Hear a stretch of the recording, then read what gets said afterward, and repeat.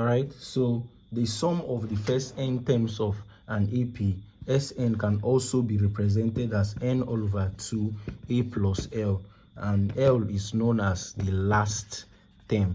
L is known as the last term. All right, so now quickly let's look at examples. Now, for instance, now if we have 2, 5, 8, 11, and 14, now here A is 2 because A is the first term. All right, D is equals to 3 because D is the difference between the first and the second. That is 5 minus 2 is equal to 3. 8 minus 5 also is equal to 3. 11 minus 8 is equal to 3. 14 minus 11 is equal to 3. So one thing you need to understand is that the difference between each term in an AP are what we call common. Okay, so common difference implies that difference between this must be different between this and this, must be different between this. Like I say, their common difference here is what? 3. All right, so don't forget that. So that is for AP. Now let's quickly look at GP. Okay, so GP is called geometric progression. So it is actually a sequence of numbers. All right, a sequence of numbers. It can also be termed sometimes as a series. All right, in which each term after the first is obtained by multiplying the previous term by a fixed number called common ratio.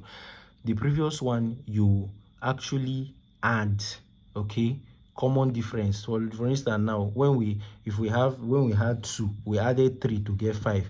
We add 3 to get 8, add 3 to get 11, add 3 to get 14. These were the values, all right, for the AP. But here we are saying that you actually get each term in which each term after the first, that is after the first term, the next term will be obtained by multiplying the previous term.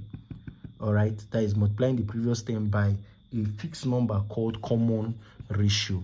Unlike AP that has what we call the common difference, here is called common ratio. All right, so now let's quickly understand it better. So the general form of a GP rather is a comma a arrow squared, a arrow cube, ellipsis, which means that we can have a raised to power 4 and all of that.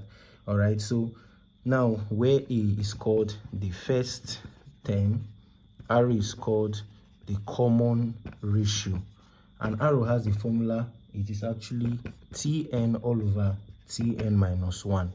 Tn all over Tn minus 1. Remember, I gave you the formula for the common difference, D. All right, here the common ratio is denoted as arrow. In the AP, the difference is denoted as D. I told you that D is equals to Tn minus 1. All right, but here it is Tn all over Tn minus 1. All right, all over Tn minus 1, not minus. So here is division, here is subtraction. All right, so that is the formula for the nth term of a GP. All right, that is the formula for the nth term. So this arrow, okay, this arrow, okay. So basically, let's look at the